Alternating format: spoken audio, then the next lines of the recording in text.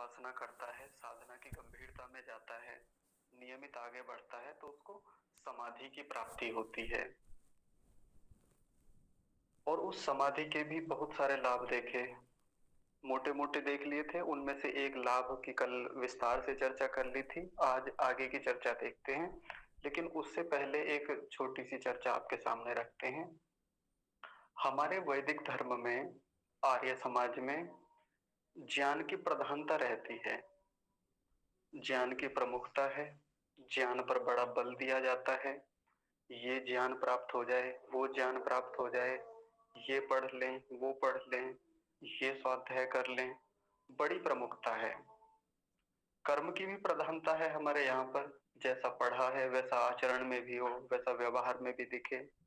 ऐसा नहीं है कि केवल ज्ञान ही बढ़े, ज्ञान की ही प्रधानता हो, वो हमारे व्यवहार में भी दिखे। ऐसी भी खूब सारी बातें कही जाती हैं और उसके लिए हमारे यहाँ एक बहुत बड़ा सिलेबस जैसा है, बहुत बड़ा साहित्य है जिसको हम पढ़ते हैं, समझते हैं और निरंतर आगे बढ़ने का प्रयास करते हैं। और हमारे यहाँ चर्चा संवाद के भी अवसर हैं। दूसरे मतों में जाएं, दूसरे संप्रदायों को देखें तो वहाँ क्या होता है, प्रायः चर्चाओं के लिए अवसर नहीं है, चर्चाओं के स्कोप नहीं है वहाँ पर। जैसा सामने मंच से बोल दिया गया, जैसा सामने से फतवे जारी कर दिए गए, वैसे ही मान लिए जाते हैं अनुयायियों द्वारा। लेकिन हमारे यहाँ पर एक चर्चा के लिए अवसर होता है। आप जब विद्या पढ़ रहे हैं अपने गुरु से, अपने आचार्य से, अपने बड़ों से, तो आप प्रश्न कर सकते हैं यहाँ पर। किसी बात से कोई आपत्ति है तो आप उस आपत्ति को विनम्रता से, एक नियमों से, व्यवस्थित ढंग से रख सकते हैं और उसका समाधान कर सकते हैं। कुल मिला के हमारे यहाँ पर जो एक सार्थक स्थिति है वो ये है कि यहाँ चर्चाएं होती हैं, बातें होती हैं। किसी चीज को लेकर कोई विरोधाभास है तो उसको बैठकर चर्चा की जाती है। सत्य और असत्य का निर्णय किया जाता है और सत्य को ठीक ठीक जानने के उपरांत उसको धारण किया जाता है और जो असत्य हमने पहले अपना लिया था, कोई गलत बात थी, झूठी बात थी, उसको छोड़ने का प्रयास किया जाता है। ये हमारे यहाँ पर पहले से चलता आ रहा था, हमारी परंपरा रही, हमारे ऋषियों की यही परंपरा हुआ करती थी। फिर वो परंपरा बीच में कहीं धूमिल हुई, परतंत्रता के कारण अविद्या आ गई हमारे यहाँ पर बहुत अधिक। लेकिन उस परंपरा को फिर से खड़ा करने का काम महर्षि दयानंद सरस्वती ने किया। उन्होंने बड़ा काम इस पर किया और चर्चाएं की, उसके कारण शास्त्रार्थ भी हुए। तो उस परंपरा को आगे बढ़ा के फिर उस परंपरा में और बहुत सारे लोग आए, स्वामी श्रद्धानंद जैसे लोग आए, लेखराम जैसे लोग आए, पंडित गुरुदत्त विद्यार्थी जैसे लोग आए और ये परंपरा आज तक जीवित है, विद्यमान है और ये परंपरा चलती रहेगी। जब तक भी वैदिक धर्म रहेगा, आर्य समाज रहेगा, ये परंपरा चलेगी। हमारे यहाँ वही परंपरा नहीं है कि जैसा बता दिया गया वैसा मान लिया, जैसे दादाजी ने, बाबा जी ने, माता जी ने या हमारे पूर्वजों ने बता दिया वैसा का वैसा मान लेना, ये हमारी परंपरा नहीं है। हमारी परंपरा प्रश्न करने की है। किसी बात को लेकर कोई आपत्ति है तो हम बातें करते हैं, ऐसे ही नहीं मान लेते किसी भी चीज को। लेकिन इसमें विकृति आना तो स्वाभाविक है। इसमें दोष आने स्वाभाविक है, दोष आते भी हैं और वो दोष सबसे अधिक यदि किसी लोगों में आए तो फिर वो अपने ही लोगों में आए। जैसा हमें बताया गया हमने वैसा ही माना, हमने अपना विचार, अपना चिंतन मनन नहीं किया, कुछ धारणाएं बना ली, कुछ सिद्धांत बना लिए और उसी को लेकर आगे बढ़ते रहे। आपस में भी हमारी फूट रही, आपस में लड़ते रहे। वैदिक धर्म के लोग आपस में खूब लड़ते हैं, खूब गुटबाजियां होती हैं। इतने द्वंद्व हैं कई सिद्धांतों को लेकर, कभी बैठेंगे नहीं, आपस में बात नहीं करेंगे, दूर दूर से ही सोशल मीडिया पर वो उसकी बुराई, वो उसकी बुराई, ये इन वालों की बुराई, ये परोपकारिणी वाले हैं, ये आर्य समाज वाले हैं, ये आर्य निर्मात्री वाले हैं, ये सार्वदेशिक वाले हैं, ये प्रतिनिधि सभा वाले हैं, ये ऐसे हैं, ये वैसे हैं। दूर दूर से खूब एक दूसरे को ताने दिए जाते हैं, निंदा की जाती है, बुराई की जाती है। अब जब आपस में बैठने की बात आती है तो आपस में बैठ के चर्चा नहीं करेंगे किसी विषय पर। किसी सिद्धांत को लेकर यदि कोई समस्या है, आपको लगता है कि हाँ, ये सिद्धांत गलत है, अ, या आप ऋषियों के प्रतिकूल चल रहे हैं, तो आप उस पर बैठकर बात कीजिए। बात करने के लिए अपने ही लोग तैयार नहीं होते। फिर बीच-बीच में ऐसे लोग आ जाएँगे, कहेंगे कि जी आप में तो आपस में ही बड़ी लड़ाइयाँ हैं। आप कभी विधर्मियों पर नहीं बोलते, मुसलमानों पर नहीं बोलते, ईसाइयों पर नहीं बोलते, आप तो अपने ही लोगों को ही सुनाते रहते हैं। अपने ही लोगों में इतनी लड़ाइयाँ हैं। तो सबसे मुख्य बात यहाँ पर क्या है कि जो सिद्धांत हमने कहीं से सीख लिए, ऐसे पढ़ लिए, प्रवचनों में सुन लिए, व्याख्यानों में सुन लिए या मोटा-मोटा शास्त्रों से देख लिया, यहाँ एक संभावना रहती है कि जो भी हमने सीखा, पढ़ा, जाना, सुना है, जैसा भी है, उसमें मिथ्या भी हो सकता है, वो ज्ञान हमारा उल्टा भी हो सकता है, विपरीत ज्ञान हो सकता है। जैसा-जैसा सुना है वैसा-वैसा हो ये आवश्यक नहीं है। और जो ज्ञान उल्टा होता है, जैसा स्वरूप उसका होना चाहिए वैसा नहीं है, इसको अविद्या कहते हैं।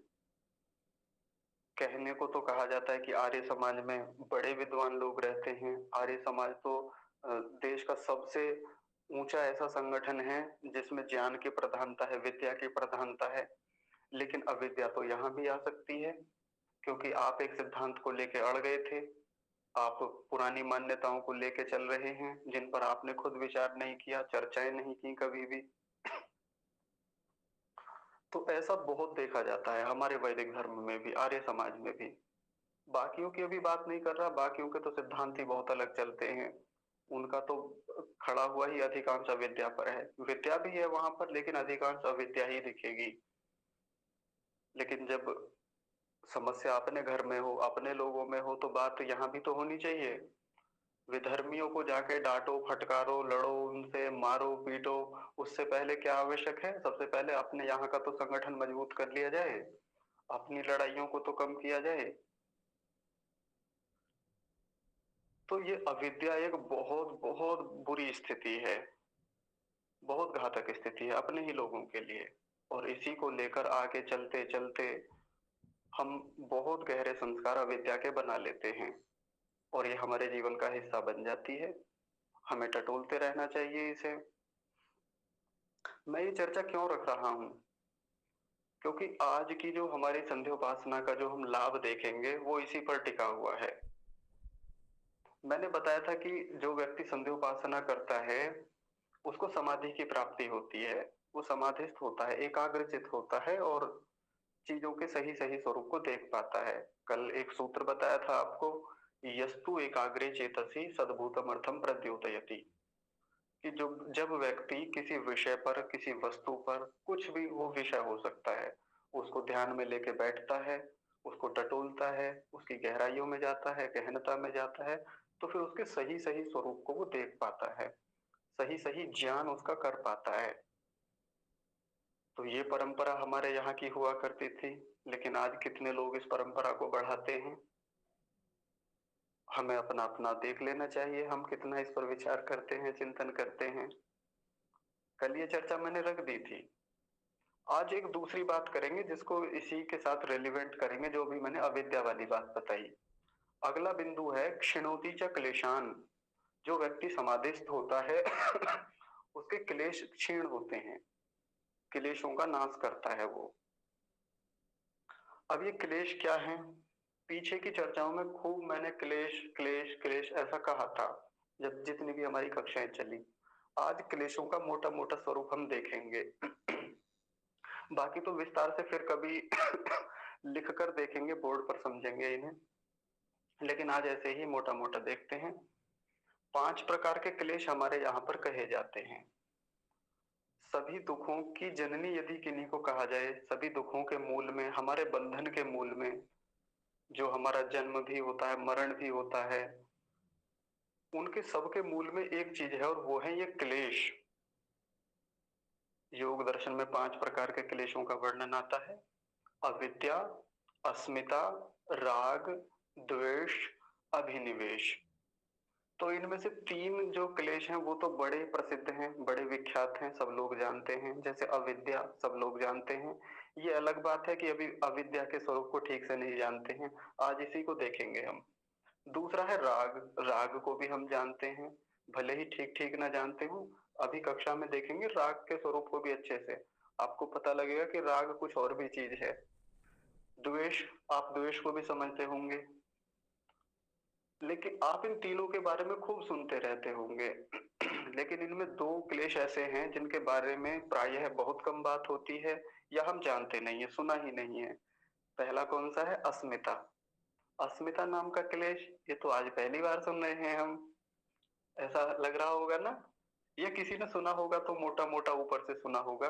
लेकिन मैं सबको नहीं कह रहा, हो सकता है किसी ने अस्मिता को बहुत अच्छे से देखा हो, जाना हो और उस पर काम भी कर रहे हों। तो अधिकांश लोगों की तो यही स्थिति है कि अस्मिता नाम के क्लेश को जानते नहीं हैं। और एक है अभिनिवेश क्लेश।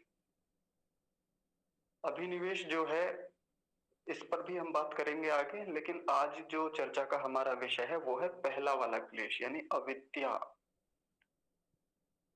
क्या है अविद्या?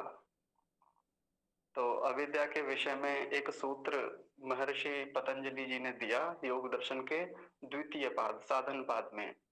अनित्या शुचि दुखानात्मसु नित्य शुचि सुखात्म ख्याति ही अविद्याः, ऐसे करके एक सूत्र दिया। और इसका एक संक्षेप में वर्णन प्रथम पाद में भी ऋषि ने दिया। हमारी मैत्री बहन जानती होंगी, उन्होंने पढ़ा है पिछले दिनों, सूत्र याद किए हैं। वो है विपर्ययो मिथ्या जानम अतद्रूप प्रतिष्ठम, कि विपरीत ज्ञान को, उल्टे ज्ञान को अविद्या कहा जाता है। जो वस्तु जैसी है उसका वैसा स्वरूप ना देखना, ये अविद्या कहलाती है। इसी को विपर्य ज्ञान कहते हैं, उल्टा ज्ञान कहते हैं। तो आइए आज इसको हम विस्तार से देख लेते हैं। और साथ में मैं ये भी जोड़ के बताता रहूंगा कि जो व्यक्ति सच्चा संध्योपासक होता है, गंभीर संध्योपासक होता है, वो धीरे धीरे अविद्या के नाश में लगा रहता है। ऐसा नहीं कि केवल अविद्या को जान लिया है, अविद्या के बारे में खूब बातें भी कर लेता है, लेकिन अविद्या का नाश करता नहीं है ध्यान में बैठकर या अन्य प्रयासों से, अन्य प्रयत्नों से। तो यदि आज आप अविद्या के बारे में जान रहे हैं या जो भी यहाँ से कक्षा में चर्चा होती है, उन पर हमारा काम भी होना चाहिए। इस अविद्या को दूर करने के हमारे प्रयास भी होने चाहिए। तो सूत्र क्या पढ़ा? अनित्य शुचि दुखानात्मसु नित्य शुचि सुखात्म ख्याति ही अविद्याः। तो अनित्य में नित्य की भावना करना या अनित्य में नित्य का ज्ञान कर लेना, ये अविद्या कहलाती है। अशुचि में शुचि की भावना करना यानी पवित्र, अपवित्रता में पवित्रता की भावना करना, और सुख में दुख की भावना करना, और एक है अनात्मा में आत्मा की ख्याति करना। आज हम एक को देखेंगे इसमें। पहला क्या है? अनित्य में नित्य की भावना करना। इस संसार में बहुत सारे पदार्थ अनित्य हैं। ये हम शब्द प्रमाण से तो खूब जानते हैं, कहते भी हम खूब हैं कि ये जो संसार दिखता है हमें, ये सब अनित्य है, यानी कभी भी नष्ट हो सकता है, हमेशा ऐसा नहीं रहेगा। हमारा शरीर भी जैसा आज है ये हमेशा नहीं रहेगा, ये अनित्य मानते हैं हम इसे। अनित्य किसे कहते हैं? जो स्थायी नहीं है, नष्ट हो जाएगा, समाप्त हो जाएगा कभी ना कभी। और नित्य किसे कहते हैं? जो हमेशा से था, आज भी है और रहेगा, इसको नित्य कहते हैं। तो हमारा, हम ये सब लोग जानते हैं कि हमारा जो घर मकान है ये भी अनित्य है। हमारे संबंधी, हमारे संबंध सभी कैसे हैं? अनित्य हैं। हमारी पुस्तकें हैं, हमारा धन संपत्ति, जो भी हमारे पास वस्तुएं हैं, ये पृथ्वी, ये भूमंडल, ये सारे लोक, सारी गैलेक्सी, ये सारा ब्रह्मांड, ये कैसा है? अनित्य है, नित्य नहीं है।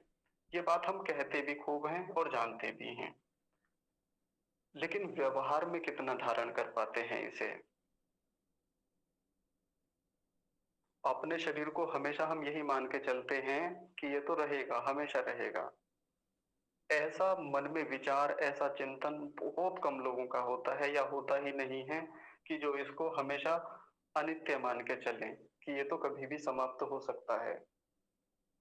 ऐसे ही बाकी चीज़ों को ले लीजिए, हम इतनी संपत्ति, इतनी व्यवस्थाएँ जोड़ते हैं और उनको जोड़ने के पीछे का भाव यही रहता है कि ये सब व्यवस्थाएँ हमेशा रहने वाली हैं।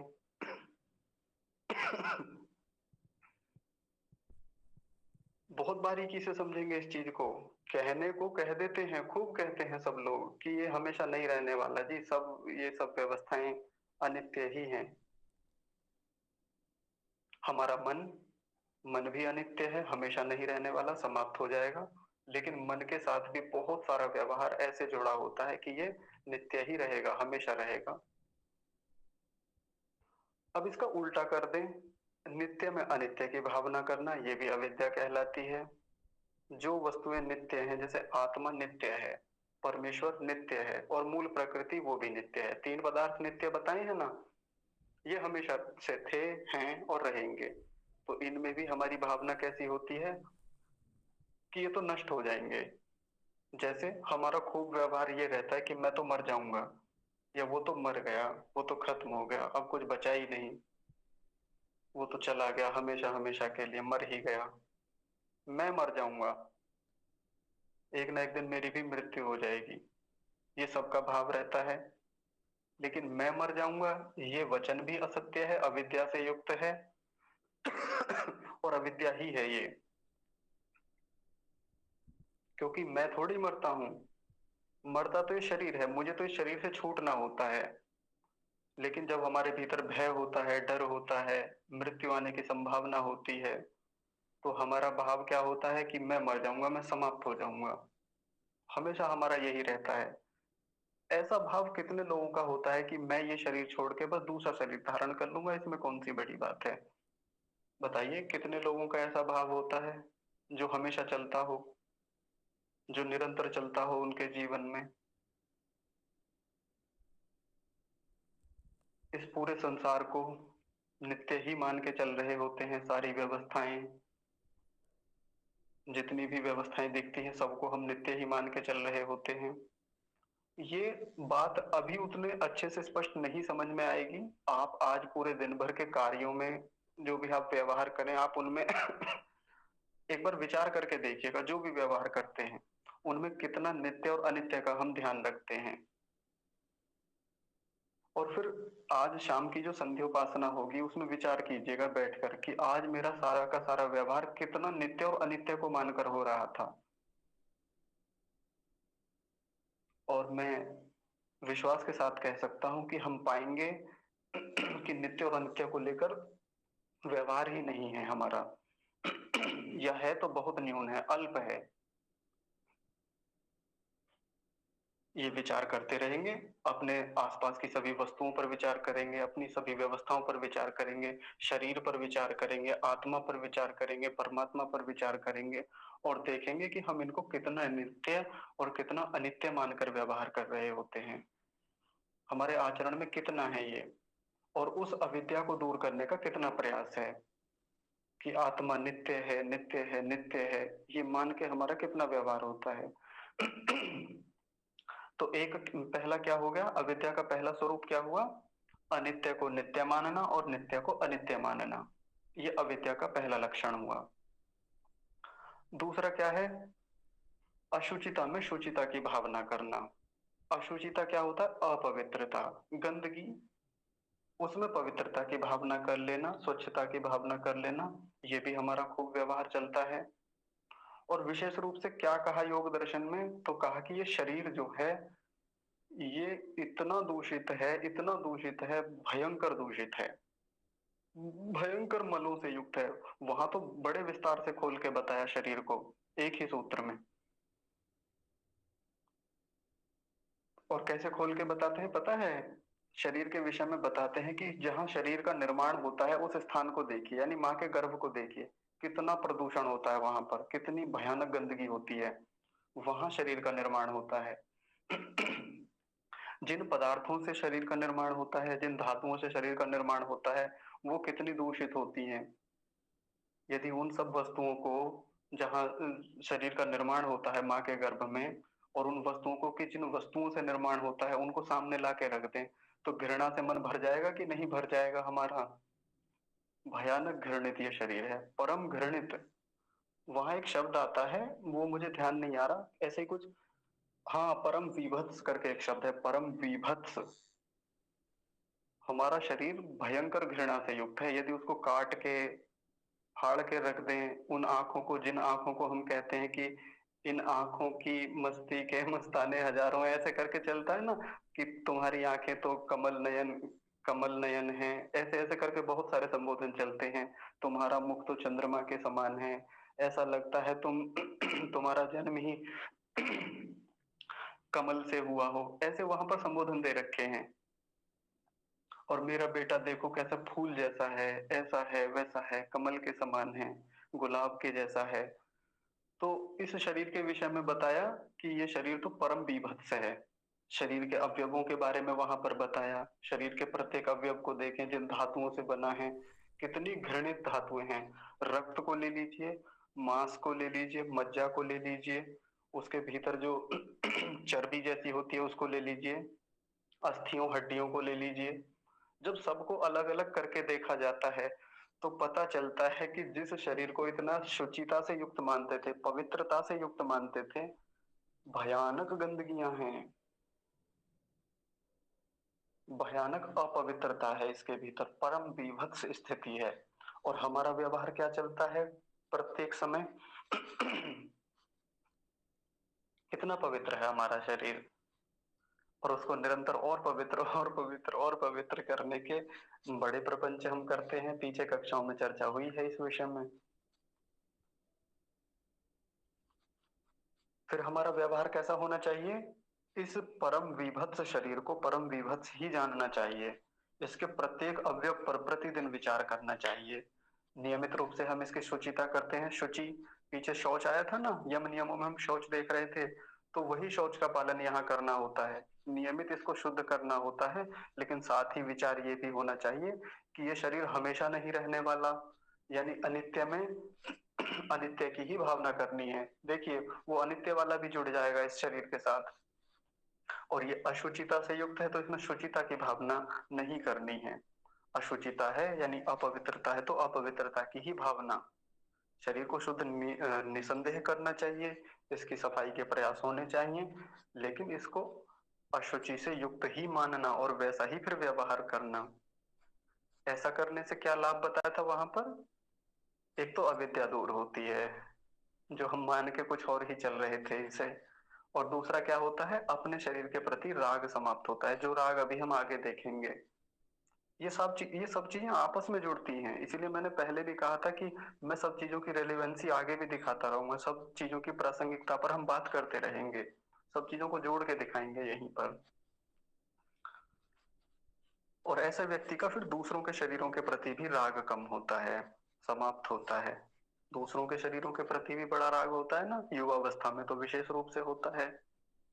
और युवावस्था में ही क्यों? माता का पुत्र के प्रति, पुत्र का माता के प्रति, पिता का पुत्र के प्रति, पुत्री के प्रति, और पुत्री या पुत्र का पिता के प्रति, या अन्य संबंधों में मित्र का मित्र के साथ। ऐसे खूब प्रकार का फिर राग बढ़ता है। तो उसके मूल में क्या है? ये अविद्या ही है। अशुचिता में शुचिता की भावना कर लेना। अब इसका उल्टा कर दें, जो शुचिता है उसमें अशुचिता की भावना करना। जो वस्तुएं पवित्र हैं, जैसे आत्मा पवित्र है, उसमें पवित्रता की भावना न करना। बहुत व्यवहार हमारा ऐसा होता है कि हाय मैं कितना दूषित हो गया, हाय मैं तो जल गया, हाय मैं तो ये हो गया, मेरे भीतर ऐसे दोष कहाँ से आ गए। तो आत्मा को हम इस रूप में मान के चल रहे हैं कि आत्मा में दोष आ गए, जबकि आत्मा तो स्वभाव से पवित्र है, आत्मा में कभी कोई दोष नहीं आता। पीछे भी बात हुई थी, शुद्धा च अनंता च, मैंने पढ़ के बताया था ना एक दिन, चिति शक्ति अपरिणामिनी अप्रतिसंक्रमा दर्शित विषय शुद्धा च अनंता च। कि आत्मा तो स्वभाव से शुद्ध है, आत्मा में दोष नहीं आता, दोष तो मन में होता है। अविद्या तो हमारे चित्त में होती है, अंतःकरण में होती है। ये पर्दा, ये गंदगी, ये धूल जो भी है, ये तो सब किसमें है? मन में। आत्मा तो स्वभाव से पवित्र है, लेकिन हमारा बहुत सारा व्यवहार आत्मा को लेकर हो रहा होता है कि आत्मा में, बताइए तो मैं कितना गिर गया, मैंने कितने बड़े पाप कर दिए, क्या हो गया मुझसे। बहुत बड़ी अविद्या है, बहुत सूक्ष्म स्तर की अविद्या है। खूब सारे उदाहरणों से देखा जा सकता है। आप अपने जीवन के एक एक व्यवहार को टटोल कर देखिए। नियमित देखना होता है, कर्म करते हुए देखना होता है, ध्यान में बैठकर भी देखना होता है। शायद कर्म करते हुए उतने अच्छे से ना देख पाए जितना हम आराम से ध्यान में बैठकर ध्यान अवस्थित होकर देख पाते हैं चीजों को। तो इसीलिए तो ध्यान की बात बार बार की जा रही है कि ध्यान में बैठकर देखें। दो चीजें हो गई, अनित्य में नित्य की भावना करना और अशुचिता में शुचिता की भावना करना। फिर आगे है दुखानात्मसु सुखात्म ख्याति अविद्या, यानी दुख में सुख की भावना करना। संसार में चार प्रकार के दुख बताए। योग दर्शन में चार प्रकार के दुख हैं। परिणाम दुख, ताप दुख, संस्कार दुख और गुण वृत्ति विरोध दुख। इनको तो बाद में समझेंगे विस्तार से, लेकिन अभी केवल इतना समझ लीजिए कि संसार भर में प्रत्येक सुख हम जो भी ले रहे हैं, जितना भी सुख हमें महसूस होता है, हम अनुभव करते हैं, उसके मूल में, उसके मिश्रण में दुख होता ही होता है। कोई भी सुख उठा लीजिए, जो भी इंद्रिय तृप्ति के लिए हम भोग करते हैं, किसी भी प्रकार का भोग है, चाहे वो कोई भी स्वादिष्ट भोजन करते हैं, कोई भी अच्छा पेय पदार्थ खाते हैं, सबके मूल में दुख ही दुख है। और विवेकी के लिए तो ये कहा दुखम सर्वम विवेकिनः, दुखमेव सर्वम विवेकिनः। विवेकी के लिए तो सभी जगह दुख ही दुख है, वो दुख देखता है सब जगह। कोई भी सुख देखिए, जैसे भोजन किया, भोजन करके बहुत अल्प तृप्ति होती है, बहुत अल्प तृप्ति कुछ समय के लिए। इंद्रियां जो असंयमित स्थिति में थी, चंचल स्थिति में थी, वो कुछ समय के लिए उनमें उपशांति हो जाती है। योग दर्शन में ऐसा कहा उपशांति होती है, कुछ समय के लिए शांत हो जाती हैं, लेकिन फिर से भड़कती हैं, फिर से वो क्षुधा, वो भूख फिर लगती है, फिर दुखी करती है। तो ऐसे करके परिणाम दुख, ताप दुख, संस्कार दुख और गुण वृत्ति विरोध दुख, चार प्रकार के दुख प्रत्येक सुख के पीछे छिपे हुए हैं, हमेशा दुखी करते हैं, हमेशा दुख देने वाले हैं। इस पर विस्तार से तब बात करेंगे जब एक दुख वाला कंसेप्ट एक दिन अलग से लेंगे हम, तब इसको विस्तार से समझेंगे। परिणाम दुख, ताप दुख, संस्कार दुख और गुण वृत्ति विरोध दुख, इन चारों दुखों को और विस्तार से देखेंगे। क्योंकि अभी तक तो आपने केवल वही तीन प्रकार के दुख सुने हैं ना, आध्यात्मिक दुख, आदि भौतिक दुख, आदि दैविक दुख। वो भी दुखों का एक स्वरूप है, लेकिन यहाँ प्रकरण वशात दुखों के चार विभाग किए हैं, उन पर फिर बात करेंगे। तो जितना भी हम सुख लेते हैं, उन सब सुखों के मूल में दुख मिश्रित होता ही होता है। और ऐसी भावना करना, ऐसा ज्ञान करना और ऐसा व्यवहार में होना, ये भी अविद्या का एक तीसरा लक्षण है। इस पर भी काम करना चाहिए। जहां जहां से भी सुख लिया है हमने, वहां वहां निरंतर राग बढ़ेगा, निश्चित रूप से जान लीजिए। इसमें राग में भी देखेंगे जब हम राग को समझेंगे। कहीं से भी सुख ले लेना, किसी भी प्रकार का सुख है, खाने का सुख है, सोने का सुख है, स्पर्श का सुख है, किसी चीज को देखने का सुख है, सुनने का सुख है, किसी भी प्रकार का जो इंद्रियों से संबंधित सुख है, उसके पीछे राग चलता ही चलता है, राग बढ़ता ही बढ़ता है। राग अपने आप में भी एक बहुत बड़ा क्लेश है, बड़ी अविद्या है। तो तीन लक्षण हमने अविद्या के देख लिए हैं। अनित्य में नित्य की भावना करना, अशुचिता में शुचिता की भावना करना और दुख में सुख की भावना करना। और सुख में दुख की भावना करना, इसको भी उल्टा कर लीजिए। जिन चीजों में सुख है वास्तव में, जहां से सुख मिलता है, आनंद मिलता है, जैसे परमेश्वर की उपासना में सुख है, या बहुत सारे ऐसे कर्म हैं जिनको करके सुख मिलने वाला है, सुख होने वाला है, उनमें हम दुख मानते हैं। कौन बैठे ध्यान में, कौन करे इस चीज को, कौन करे धर्म के काम, इनमें तो बड़ा दुख होता है, बड़ा कष्ट है, बड़ा परिश्रम है।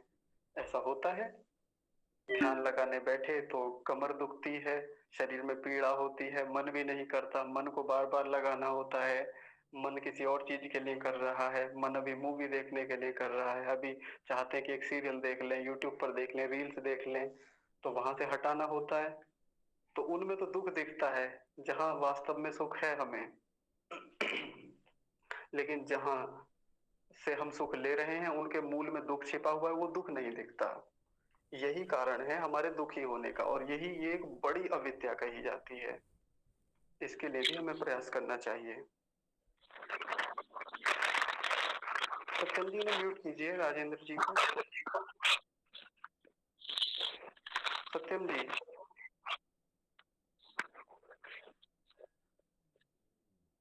जी गुरुजी, म्यूट करता हूँ। ठीक है, एक और बचा, बस उसे देखकर समाप्त करते हैं। एक है दुखानात्मसु, यानी जो अनात्मा है उनमें आत्मा की ख्याति कर लेना।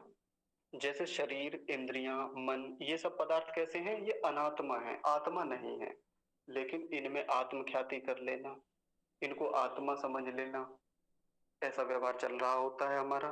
जैसे मन में कोई विचार आया, मन में कोई वृत्ति आई, उसके साथ हमारा व्यवहार यही होता है कि ये मैं सोच रहा हूं, मैं, मेरा विचार है ये, मैं कर रहा हूं। जबकि खूब सारा व्यवहार हमारा हमारे अंतःकरण का होता है, मन, बुद्धि, चित्त और अहंकार का होता है। इसको और बारीकी से बाद में देखेंगे और ध्यान में जाके देखेंगे कि कैसे हमारा व्यवहार चलता है, क्योंकि ये व्यवहार एक ऐसा है अनात्मा में आत्मा की जो हम ख्याति करते हैं, जिसको केवल अपने व्यवहार से समझा जा सकता है, जिसको ध्यान में बैठ के देखा जा सकता है। मैं उतना नहीं बता सकता क्योंकि अनुभूति का विषय है अधिकांश। तो इतना समझ लेंगे कि अनात्मा यानी जो शरीर शरीर के द्वारा चल रहा होता है, मन के द्वारा चल रहा होता है, या अपने अंतःकरण के द्वारा व्यवहार चल रहा होता है, उसमें हमारी आत्मा मान के बहुत सारा ख्याति, बहुत सारा व्यवहार चल रहा होता है, बहुत सारा ज्ञान होता है। तो ये चार प्रकार के लक्षण आज हमने अविद्या के देखे हैं। इन अविद्या को दूर करने का निरंतर प्रयास करना चाहिए, इस पर विचार करना चाहिए, ध्यान में बैठकर अविद्या के एक एक स्वरूप पर काम करना चाहिए।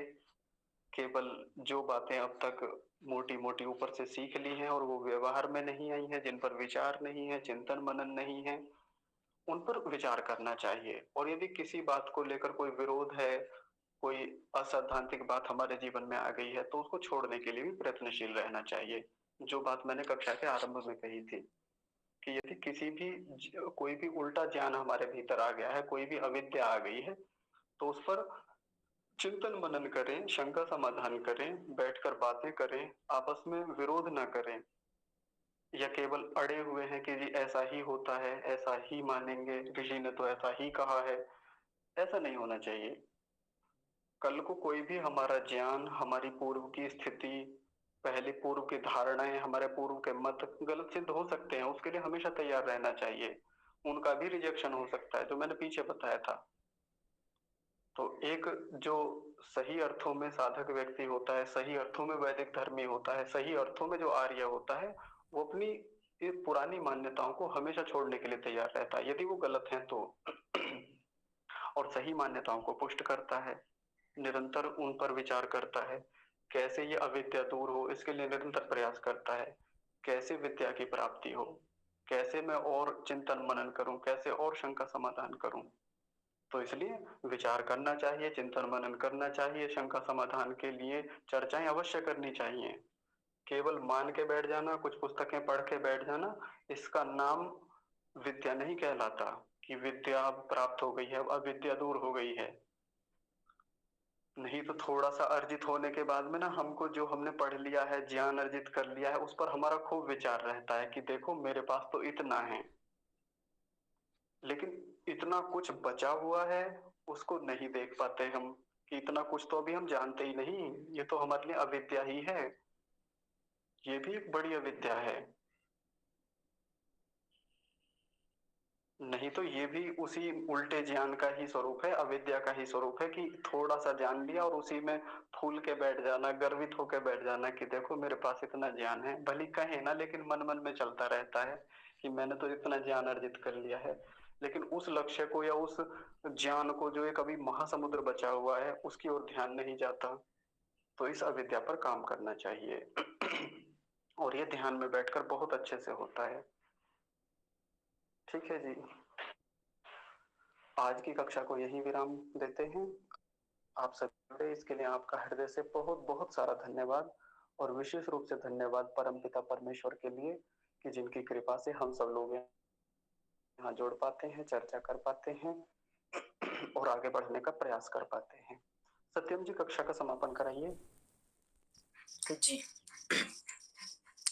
तो आप सभी लोग इस कक्षा में जुड़े, मैं आप सभी लोगों का हृदय से पुनः एक बार फिर से बहुत बहुत धन्यवाद करता हूँ और विशेष रूप से परमपिता परमात्मा का धन्यवाद करता हूँ कि जिनकी बनाई हुई हम सभी इन उत्तम व्यवस्थाओं में सम्मिलित हो पाते हैं, जुड़ पाते हैं और यहाँ के विषय को समझ पाते हैं। तो चलिए अपनी कक्षा का समापन एक वेद मंत्र के साथ करते हैं। ओम विश्वानि देव सवितर्दुरितानि परासो यद्भद्रं तन्न आसो।